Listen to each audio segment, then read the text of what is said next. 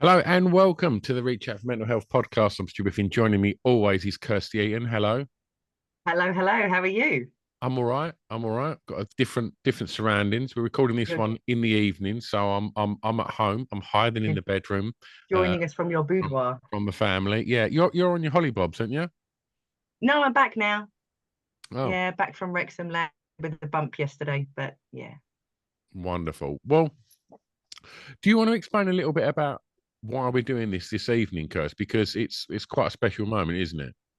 Yeah, absolutely. So this podcast will be going out for World Suicide Prevention Day, which it's the same day every year. It's the 10th of September.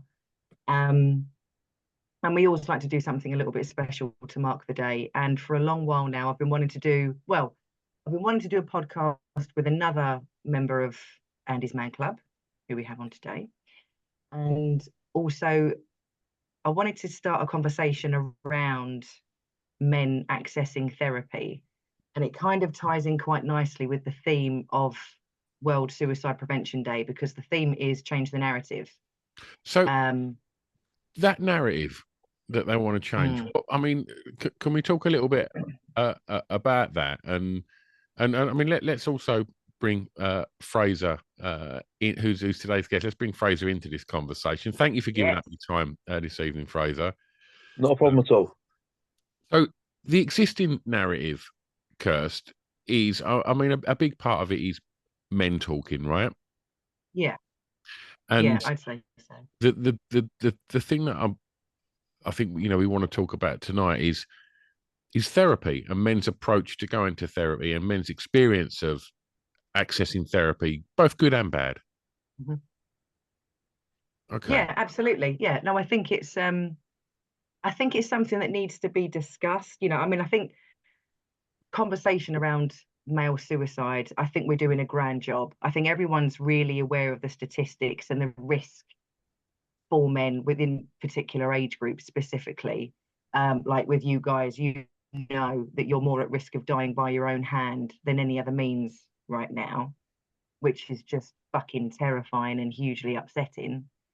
And I think a lot of people know that. When I first started the charity back in 2016, 2017, I was making myself hoarse with the amount that I was just repeating the same stuff over and over and over. And I think now the awareness has been raised. And so I think now we need to push it a little bit further.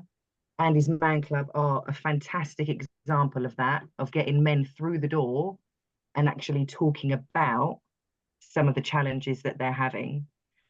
Fraser, would you mind telling our listeners? Sadly, we, we we did have Darren Smith on our Yeah, podcast a couple of years ago, who's no longer with us. yeah. Um, So, but for those who so haven't listened back to Darren's pod, tell us a bit about Andy's Man Club. yeah. Andy's Man Club is a men's mental health charity. Started just over 8 years ago with the suicide of Andy Roberts, who was a 23-year-old. His mother and his brother-in-law decided that he would have been not in the place that he was in if he'd had someone to talk to. So they started with 9 men in a coffee shop in Halifax in Yorkshire. And of those 9 men, I think all of them are still within the club, and some of them are trustees of the club. They found it hugely engaging and helpful. The Andy's mother is the only woman to ever attend an Andy's Man Club meeting, because she realised that having a woman in the environment stopped men talking. So it's not about sort of we get approached quite a lot about sort of the fact that we might be male chauvinist. The truth could not be further from that. We most of our referrals come from women. Most of our thanks come from women, because, like, the as big, strong, stupid men, we sometimes forget that we're part of the family as well, and we're an important part of the family, and we get distracted by the big boys don't cry social stigma that certainly sort of people of my age grew up with. What you were saying earlier about I'm in the right age group to sort of die of my own hand. I've just passed it. I'm too old to sort of have that. I know. I know. I've now got to look. What else is going to kill me now? I mean, it's not me. It's going to be something else. So I've got to look out for whatever that is.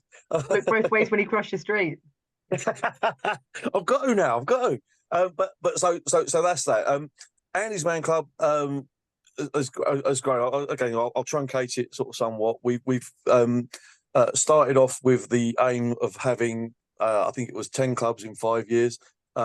We've now got 8 years on. We've got 203 clubs, I think, as of last week. And last Monday, I think I'm right in saying there was 4,900 men came through the door. Of that, it's about 10% every week come for the first time. Some holidays are a little bit difficult because obviously people are away. So like the retention rate is something that we're looking at as well at the moment, and making sure people come back for the second and third and fourth week, or as much as they need. This is the thing: is like we're not we're free at point of use. You turn up, you don't pay anything. In fact, we give you a free cup of tea and a biscuit, not of your choice. It's whatever we've got on available. Like, you know, you can't sort of say, oh, have you got chocolate digestive? We haven't got it, you can't have it. But like we'll sort of give you a cup of tea, we'll give you a biscuit, and what we'll do is we'll give you an arena to get stuff off your chest. That's the basic premise of it, is that we sort of allow you the space and the time, and we give you our time to listen to you and your problems. We're non-judgmental. We don't sit there and go, that's not right. You say whatever you want. And within reason, we got one rule that we two instances in which we would sort of go outside the circle, but everything that's said in the circle is sacrosanct. Everything is secret. It stays in the circle. Nothing leaves it. Nothing's recorded. Nothing's written down. The facilitators, we do talk because we have to sort of. So, for example, I'm the lead facilitator at Southend. We're based down at Roots Hall,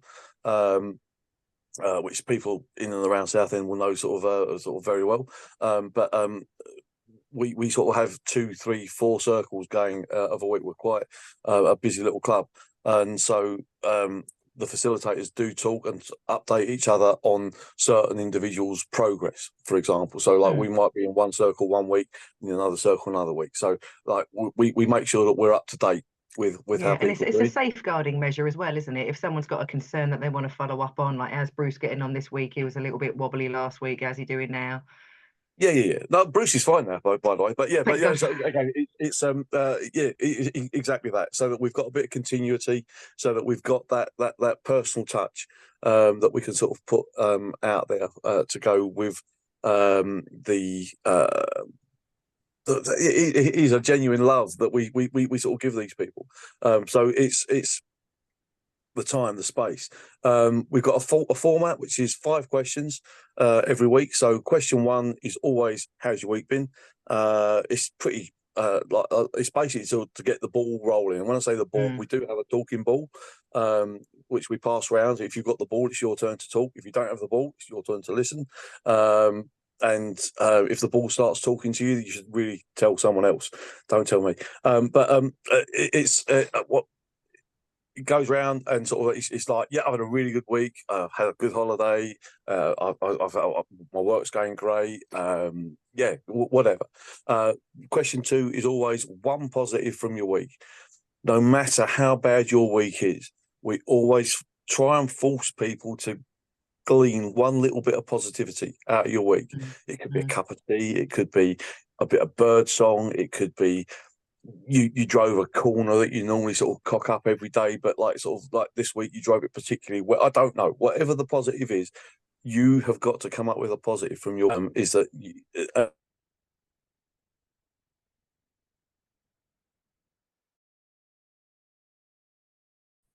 oh, is he back?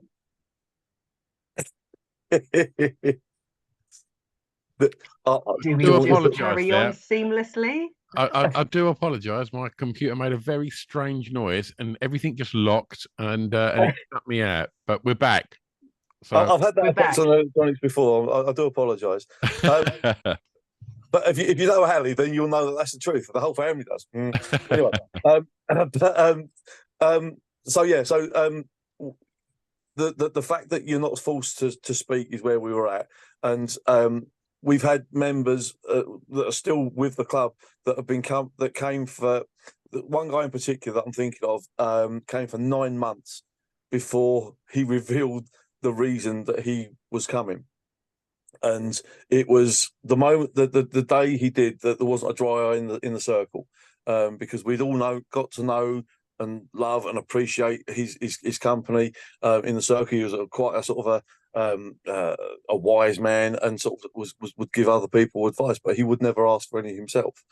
So he was someone that was entrenched within the AMC sort of Southend club. But like it was only sort of after about 9 months that he actually came up and sort of told us why he'd started coming. So you can come for social reasons, you can come for social anxiety reasons, you can come for troubled reasons, whatever your reasons are, you can come. If you don't feel that sort of you want to talk, that's fine too. You can just sort of say, I'm not ready yet, and pass the ball on. And you know, we won't sort of say, oh no, you've got to talk. No, it's at your time. This is under your momentum, at your speed. We're very comfortable with that, and we will sort of allow that and encourage that almost. So that's questions 1 and 2. Question 3 is anything to get off your chest. Now that's your big share. That's generally sort of the reason that's brought you here. Why is it that sort of you've walked through the doors in the first place, generally speaking? So it could be anything from, again, sort of generally with me, it's my golf swing just isn't working, to sort of like also me, my marriage is failing and I don't know why.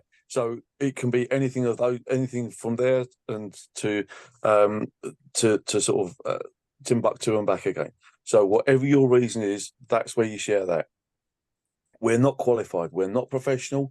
We're not there to give you advice. What we're there to do is allow you to speak, allow you the space and the time to get that off your chest in your own way.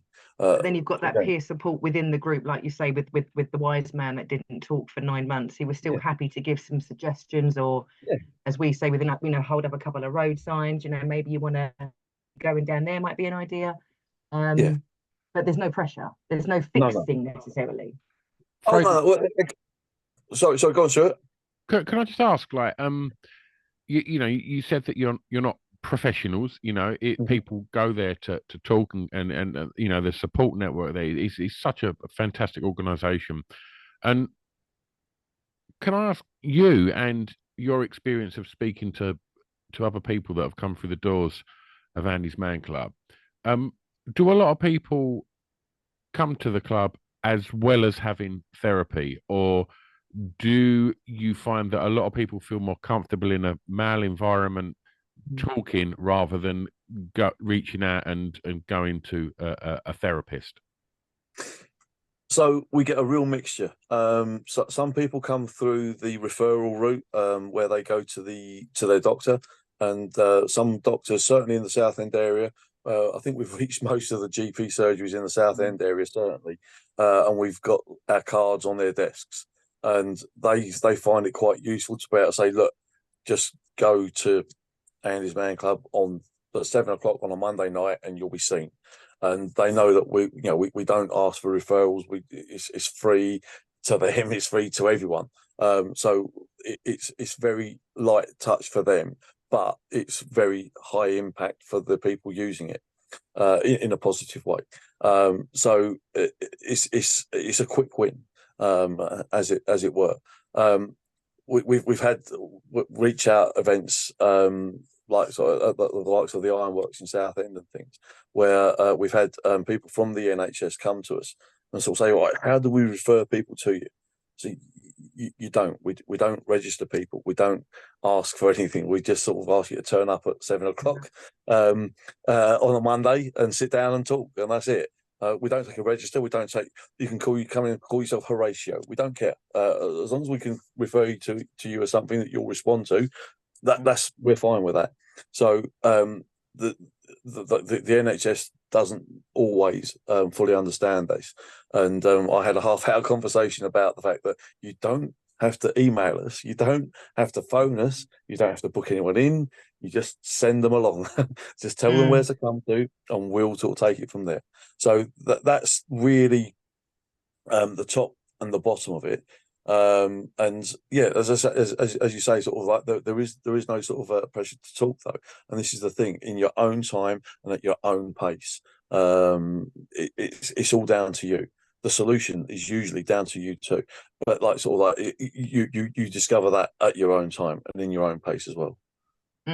So what would you say roughly the ratio is of the men that go to Southend, for argument's sake? How many of those men on a Monday are also either engaging in therapy at the moment or historically they've had therapy? I would say, you know of? Again, as I say, like it's all confidential, so we don't know. But from what they say in the circle, I would say it's probably about 60-40 in favour of people that are doing other therapies as well, or have had other therapies as well. Wow. So we are very aware that we aren't the solution on our own, and we never ever sort of set ourselves out to be the solution on our own, because we are part of a multifaceted response to mental health. And we're aware of that. And as I say, we're not professionals. All we do, we provide something that is very simple and very easy to deliver, which is why we've got over 200 clubs around the UK currently. We can roll out, it's almost like franchises almost, that we're rolling out around the UK. And it is very much a case of, we've just opened one at Hockley, sort of as a sort of right next to sort of Southend. But all 5 of the facilitators that are up there as of last Monday at Greenswald School are from Southend. They've all been sort of facilitators at Southend for 6 months plus, and they've all done really well. So we've gone out and found another venue that we can sort of put on. So again, we're 20 men through the door there on Monday, just gone. That was their first night. So very successful launch there. But as far as like other therapies go, we're aware that a lot of them sort of use some of the other therapy givers around Southend. Some of them, like myself, I live in Basildon, and previously I lived in Thurrock, so I used the Thurrock sort of mental health team myself. This is the other thing I think sort of we need to say is that all the facilitators are users. So we go there and we don't just sit there and on high and sort of, you know, we're perfect, you're not. We have problems For too. you, they're there. You know, you've been there, you've walked it, you've done it, and that's the model that AMC are never going to change. And I really, I think that's really important. Sorry, go on, Stu. Have you had experiences of fellas that have come to the club, Fraser, and they've actively said they don't want to go and seek, you know, therapy. And that this is where they want to be? No, we've had instances where people have said we've tried therapy, it hasn't worked for us. That's but interesting. this worked for us. But equally, we've had people come in and sort of say this isn't for us, and we're perfectly willing to accept that we're not going to be for everyone. Of course, because it does take a lot of self input, if you will, self willpower to sort of get to where you need to be through the Andy's Man Club model, and as such, I mean, so again, I can only speak about sort of the 4 Essex clubs, on one in Ayr, which is, believe it or not, where I'm from, Alloway Place in Ayr, if anyone's listening. But like it's very much about you and about what you can do. It's not about sort of, well, Dave said that you can do this. No. What do you think you can do? And it's about asking those sort of questions, and giving those sort of pushbacks, and sort of getting those people to think of their own solutions, because they're the ones in the problem. Like, you know, I couldn't put myself in a lot of people's situations because I've never been there. I've never had that situation, whereas they're in it, so they know. So it's about sort of getting them to think in a slightly different way about the situation they're in. And as I say, we're not qualified. We're not therapists. We get training. We are trained. We're trained how to sort of deal with certain situations, and we're sort of we're all registered with Andy's Man Club, so that they know who all their facilitators are, obviously. So that's a positive, but we're all users. We all come in, and again, Kirsty knows a little bit about sort of my personal situation, and I've had a tumultuous 6 months, to say the least, and it's something that I've shared extensively with my brothers at Andy's Man Club, and they've helped me through this, and as such, I'm out the other side. Not because of that, but there's been an awful lot of self-reflection that I've had to put in my own time, and some really wonderful help from the mental health team at Thurrock, who have done it as well. But that weekly constant touch in with the Andy's Man Club team has kept me going forward, and sort of not letting me stall my progress and my sort of healing, if you will. So I'm going to make an assumption, obviously, Fraser, and I know that you've been through therapy yourself. Yeah. What was were you like when you were first considering it, or when it was proposed, proposition therapy, were you automatically and immediately rejecting it, or obviously this is something that happened before AMC, or was it something that you welcomed with open arms? So, okay, so I don't mind sharing a bit of my story. So my marriage was going down the pan, and I was getting very high levels of anxiety. I survived 3 suicide attempts when I was in the right age group to be my biggest threat, by the way. And I was not referred. I was told about Andy's Man Club by a friend, and she said, "Look, it's just started up at Roots Hall. Why don't you go down one Monday?" So I did, and the first week was just like a pressure valve being released, and I could almost hear the kettle boiling permanently, and I wanted the next night to be the next meeting. I got it immediately, and I loved it immediately, and I didn't meet Darren Smith, like sort of who you know, or knew, sorry. On that first night, I met sort of 2 guys, Rob and Steve, who were the facilitators on my first meeting, and I described it latterly as meeting the accelerator pedal on the first night, and that was great.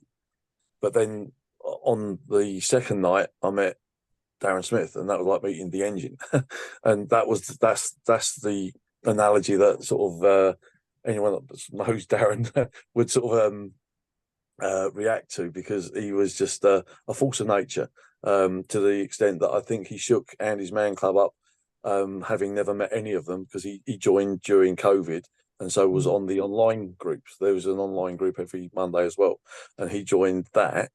He then visited the nearest one to him at the time, which was Peterborough, believe it or not. So he drove from Southend to Peterborough, immediately got it, and said, "Right, I'm starting up a club in Southend." And he did it on his own. And so he's like, Southend, Basildon, Chelmsford all exist because of one man's will and nothing else. And again, sort of, he still makes me smile now. I still feel his influence on me, because he's the guy that made me a facilitator. He's the guy that joined me into the Facebook group, and he's the guy who gave me the self-confidence. He's the guy who gave me the telling off when I let the storeroom at Southend get out of hand as well. Yes, I needed that as well. But he was also the man who would give you the biggest hugs, and he'd give you the biggest laughs as well. But he'd also give you the hardest advice that you didn't necessarily think that he would give you. But he'd sort of say, you need to sort that out. No one else does. You need to look at that. And you don't always want to hear it, but when you hear it and you think he said that from a place of concern, not a place of criticism, it really impacts you.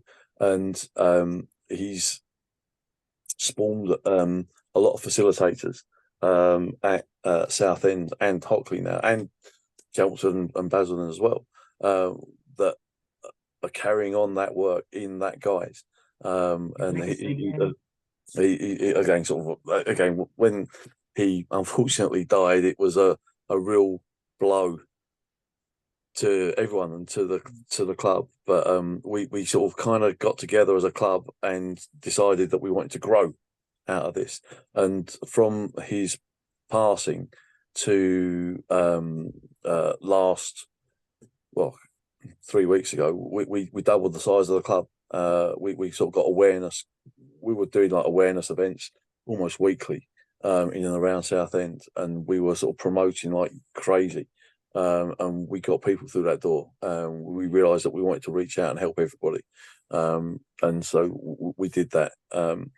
But yeah, so I've rambled a little bit, and I've kind of gone away from the original question, which I've now forgotten. Well, no, not at all. Go I in regards to therapy, I spoke to a few people ahead of this that were reluctant to go and get therapy, and they were in the age bracket that we've discussed. I think both me and Fraser are just on the other side of now.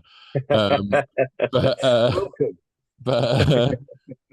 But one of the ones that come up a lot was men were worried that it might be on their medical record. Mm.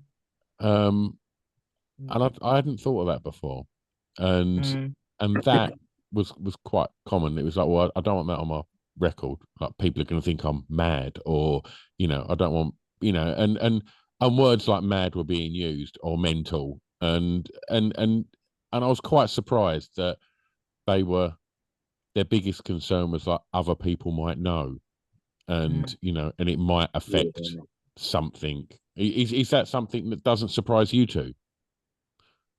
No, Fraser? it doesn't surprise me in the least. We do get that as well. We get a lot of people through the door come in because they know that it's confidential. They know that they can come in and say, as long as they respond to whatever name they give us, we don't question it. It is confidential. It is completely at your beck and call.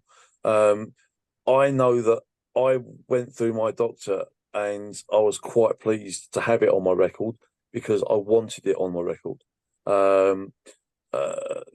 People that know me will know that I'm quite comfortable with being known as mad, but that's my personal life. But it's about the stigma that people have got about mental health, that we exist at all. That Andy's sad demise 8 years ago was because he didn't want to talk about the fact that he was struggling, that he had an argument, a big bust up with his then partner, and that's why we exist as a club. It's why we have 5,000 men a week come through our doors. Is that stigma is still there. It's sad that we exist at all. We're one of those clubs that don't want to have to exist. We want to be out of business. That's our entire ethos is that we want to stop existing. A business whose business model is we want to go bust. That's our vision. That's exactly right. We want to stop operating. We don't want to be here because we want everyone. And again, you speak to Luke, who's the co-founder of the club. He's a big rugby league star. He's quite adamant about it. He doesn't want men to have to use something like us, but he's happy to provide that outlet for when they do. And again, one of the other things that we have as facilitators is we're there for that one man. Whoever walks through that door and needs us, we're there for that one man. That is why we're there. Every week we open those doors. I I often say to the facilitators, your only skills are being able to put 15 chairs in a circle and putting on a kettle. That's your skill set, right? After that is talking to people, and that's it. That's what it's about. But if you open the doors and one man comes through that door and he goes home and feels better, that's fine. You've done your job. That's all that matters. Again, at Southend, our record number was 56. We had 4 circles that night. That was a lot of people. Last Monday we had 31. Hockley has 20 men. But again, we sort of divide it up so that like we get a good number of people in each circle. So we aim for about 12 to 14 men in a circle, because you imagine we've got five questions, 14 men, 2 hours. By the time you get round, you've got like sort of like under 10 minutes to talk for each man. So not everyone uses all their time, obviously. So we try and sort of even it out, sort of to get there. And we generally sort of come in about 9-ish. So we do quite well. But yeah, it is about the one man. If one man comes in and they feel better, that's our job done. Which we're trying to get for as many one men as we can, and I've been that one man, so I know the impact it has. It's interesting what Stu was saying about some of the reasons why, well, one of the reasons why men find it difficult maybe to access a group or to access therapy, or access therapy rather more than group, is for fear of it being on the record. I mean, something else that we hear a lot about is it's almost this kind of, not shame in so much that they have to use a service. It's I'm using the wrong term. It's the feeling things aren't bad enough. All right, so my missus has left me. So what? That happens every day. Why? I've just got to fucking get on with it. You know, it's like you are allowed to ask for help. Do you know what I mean? And is that something that is just symptomatic of you guys? Like you've got to have your bollock hanging off before you get to the doctor. Is it the same with your emotional well-being as well? How bad does it have to get for you to actually go to your doctor or go to an AMC or come to us at Reach Out for Mental Health? At what point do you think, do you know what? Things are really tough and I want to, you know, I don't have to go through this, you know? I think it probably depends on your social circle and your nearest and dearest. If you feel that you've got open conversation with them and support networks that you're comfortable talking to, that might be enough. And I think, but the thing that I'm fascinated with is, you know, for groups like Andy's Man Club, I think are so important, and the fact that there's people giving up their time to put these places, you know, on the map up and down the country for people are phenomenal. But I'm also interested in knowing why people are reluctant to go to the doctor and ask, you know, for further help. And obviously the people I spoke to mentioned it going on a medical record. Some people said they might not be able to afford it. That if the therapy was a paid for service. And my experience of therapy, just to throw that in the pot for what it's worth, was many years ago, I went and found a therapist just to talk to about how I was feeling, the problems I was experiencing. And it wasn't particularly cheap. It wasn't something that I could afford on the regular. At the time, I didn't have, you know, a lot of money to be able to justify that, which is crazy because it should have been paramount. It should have been my biggest outlay because ultimately it was, you know, keeping my head where it should have been.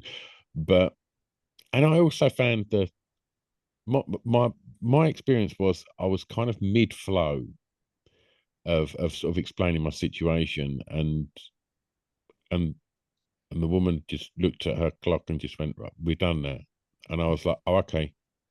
And I don't know, I don't know why, because maybe that's her job and I understand that. And, you know, she has to be relatively strict with that. But I felt, I don't know, I felt that I wasn't really being heard. And I like a natter, and I weren't prepared. I wasn't going to go on for another half hour, but I'd like to have kind of got that out, and it felt quite clinical at that point. And I imagine with Andy's Man Club, it's not that clinical kind of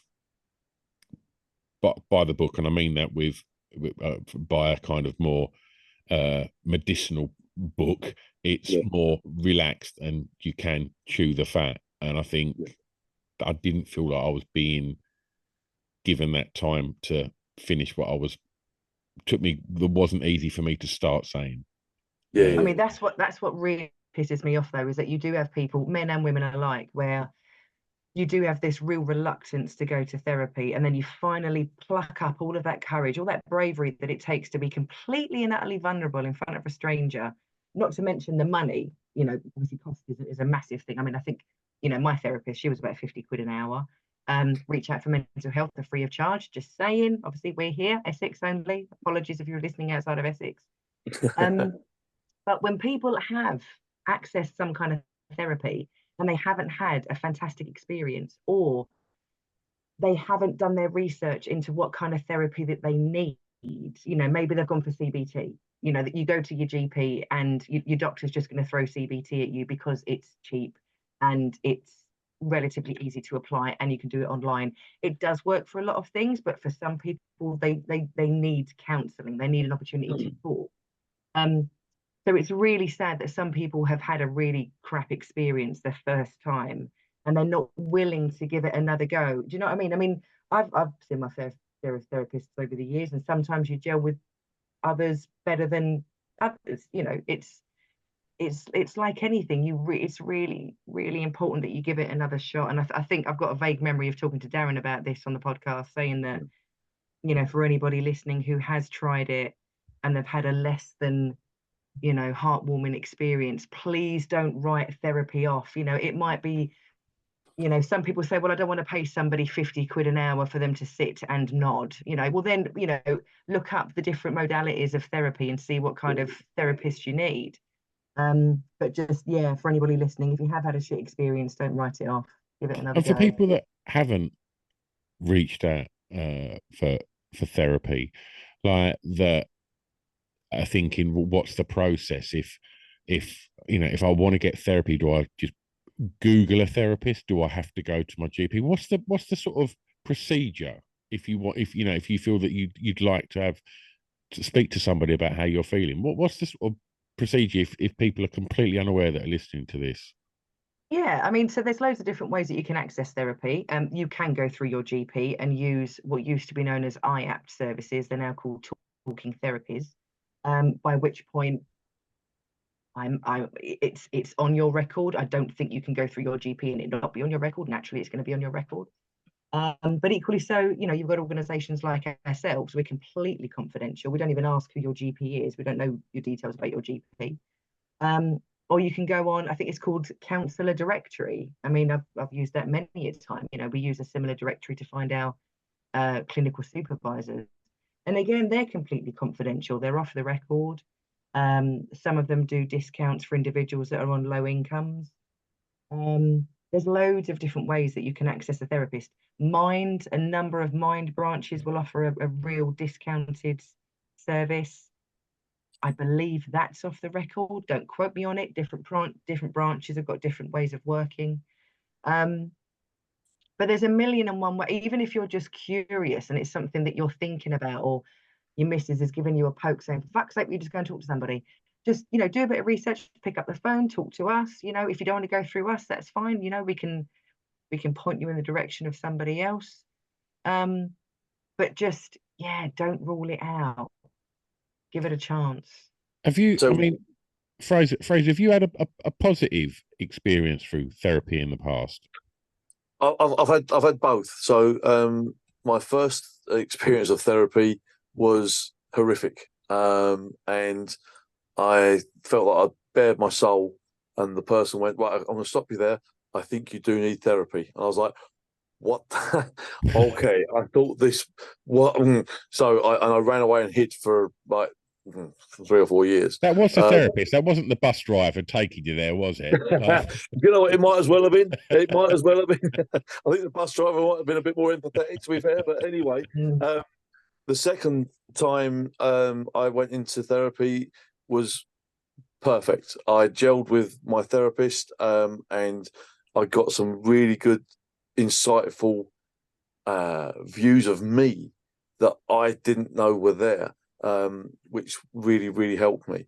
And with regards to what you were saying about the sort of don't rule it out, please don't rule it out, because as I say, Andy's Man Club provide one specific set of services.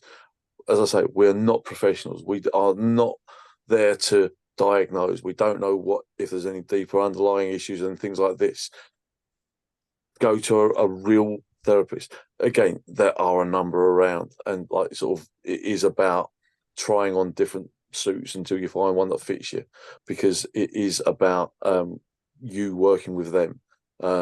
It's not the same therapy might work with a different person, and that's important to remember as well. You won't. It's not. I don't think. I think a lot of the therapists nowadays, certainly the ones that I've spoken to, realize that it's about a person-to-person interaction, and that it might work with one person, and you might try exactly the same thing with the next person, and it won't work. But someone else might try exactly the same approach, and it will work.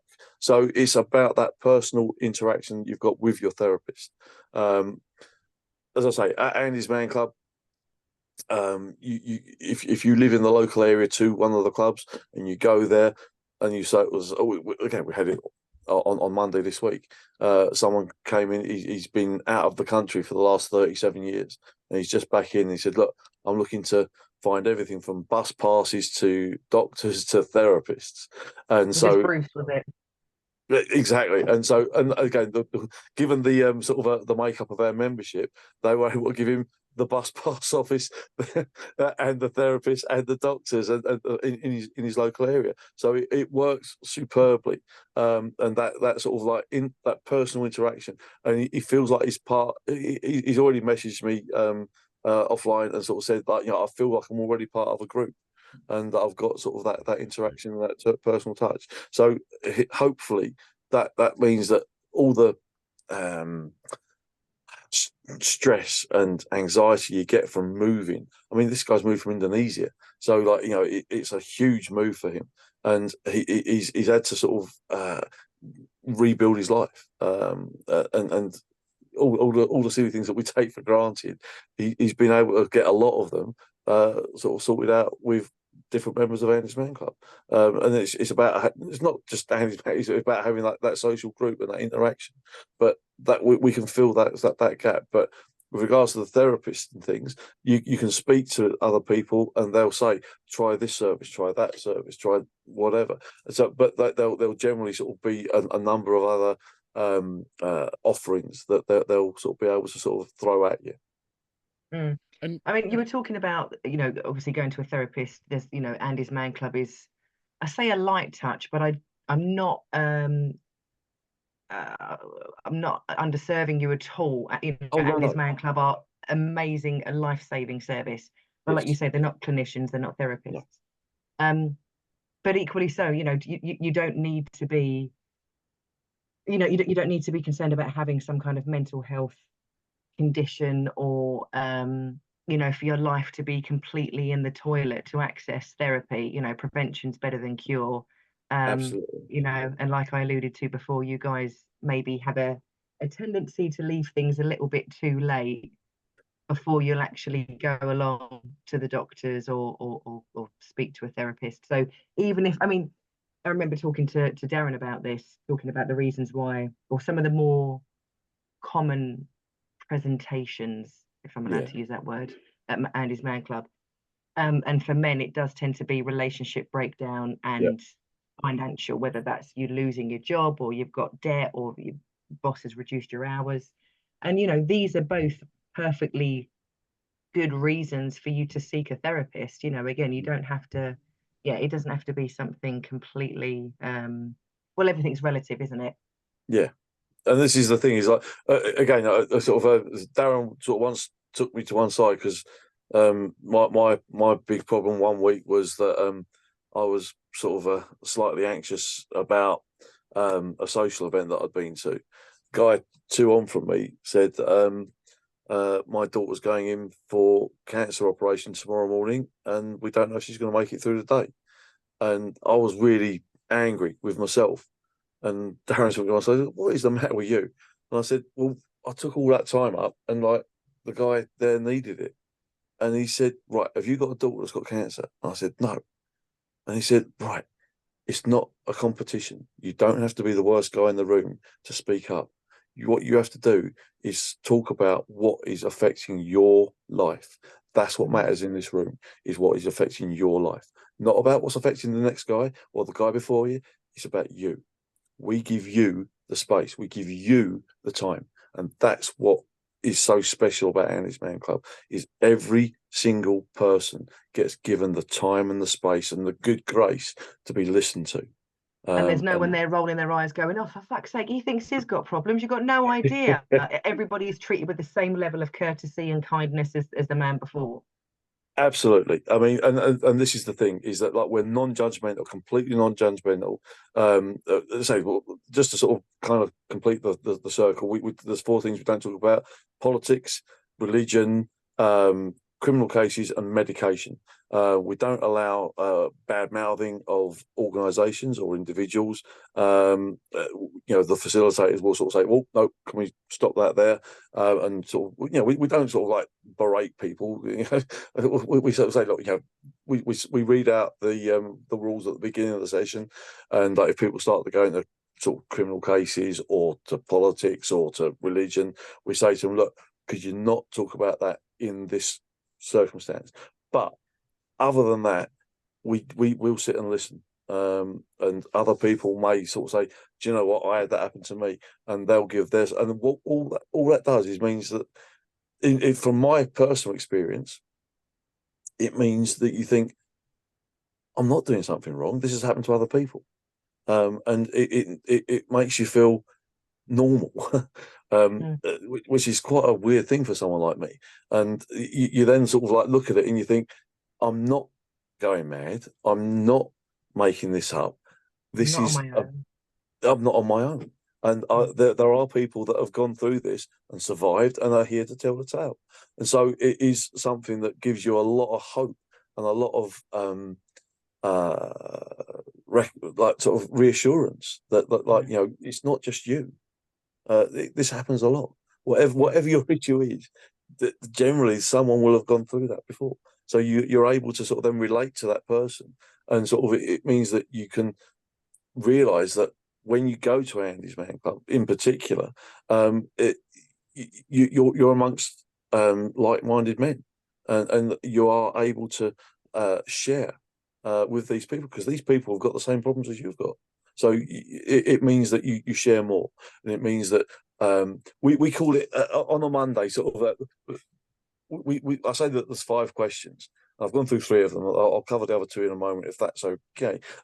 Before we do that, we go around, we just give our name and a positive reason for being there. And the positive reason for being there for me most weeks is Monday night maintenance. So like you turn up on a Monday and I'm not upset. I mean, in fact, I'm in a fantastic place at the moment.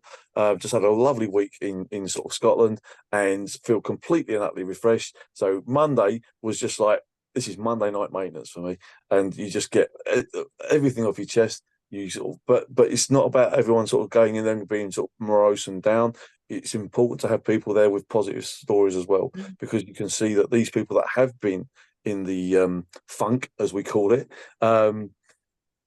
do get out, and they do sort of have similar kind of principle to AA, isn't it? Those that have been absolutely. sober for 30 years that are still going to meetings, that's what's keeping them sober, and that's what's keeping you here. So exactly long right. may it continue. Absolutely, but yeah. So quick, if I may, sort of the questions 4 and 5 are generally a lighter touch question. So something question 4 was that last week was, what's the best thing about being you? And so again, it's about looking at yourself in a positive frame. So Is that a new one? Have they amended that? Is that different to what it was before? It changes every week. Questions 4 and 5 change every week. So it's generally something. Question 4 is something a bit more introspective and sort of makes you think about you. Question 5 is something. My favourite question 5 question, as always, I think I've asked you this before. What's your favourite biscuit? It creates mayhem. The only one that's ever beat that is what's your favourite sandwich filling? That created that. We had to sort of break up fights about that one. That was incredible. Like, can you put cheese on a bacon sandwich? No, that's sacrilege. People brawling in the car park.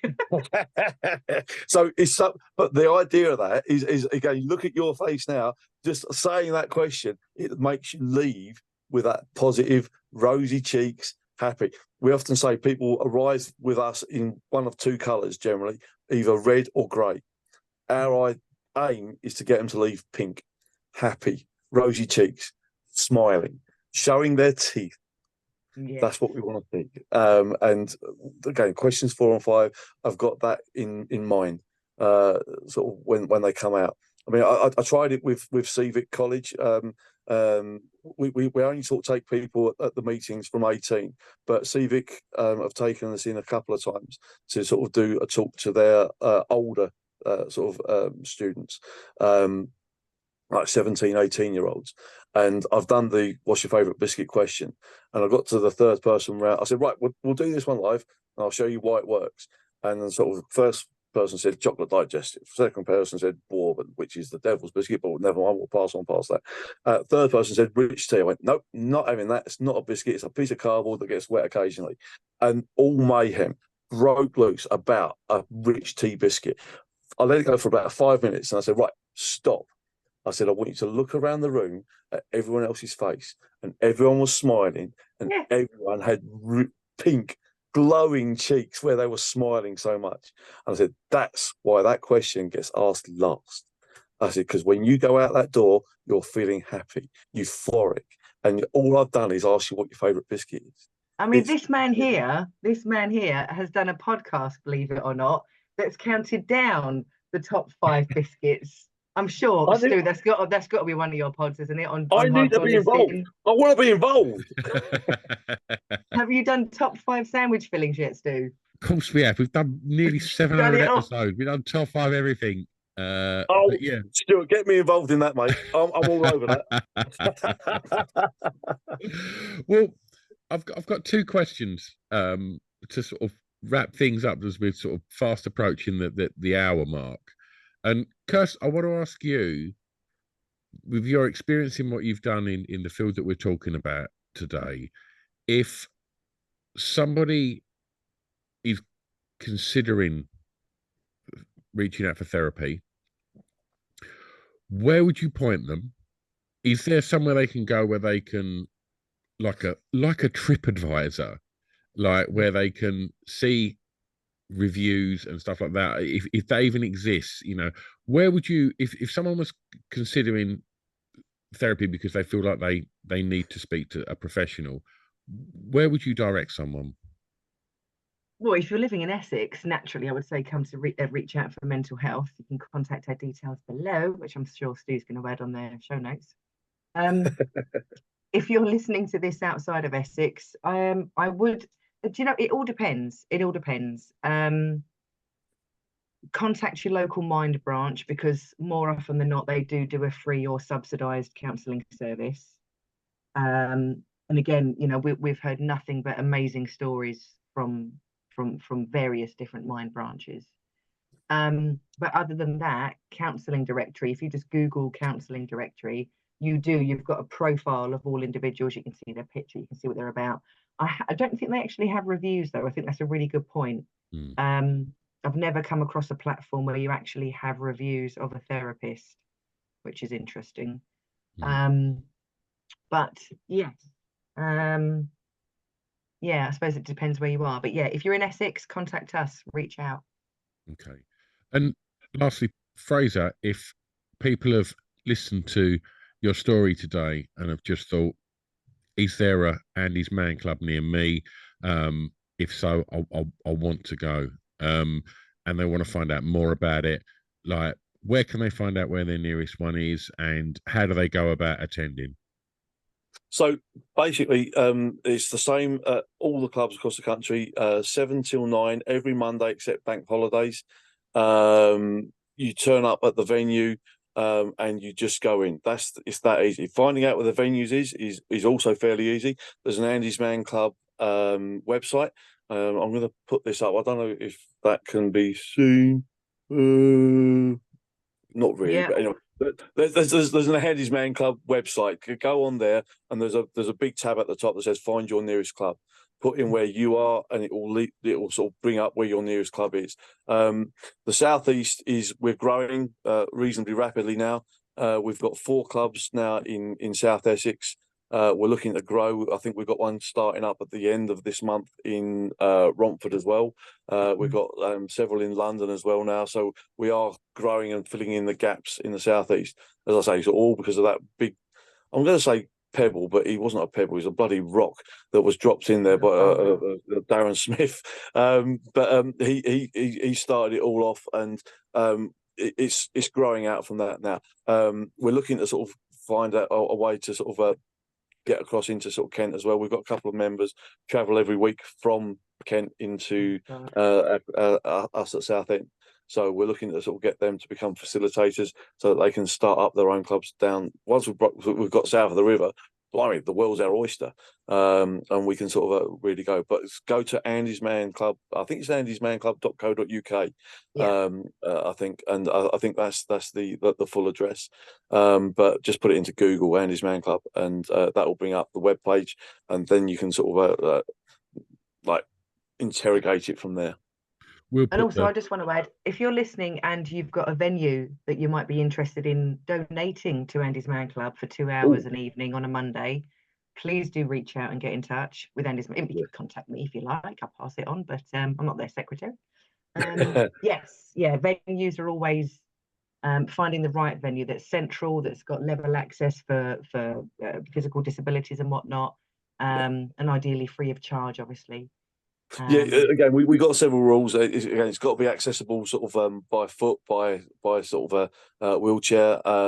Ideally free. We're finding that more and more difficult nowadays. But like ideally free. What we're doing is free of charge at point of delivery.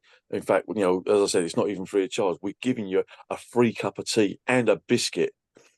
So you know, it's you're getting something out of this.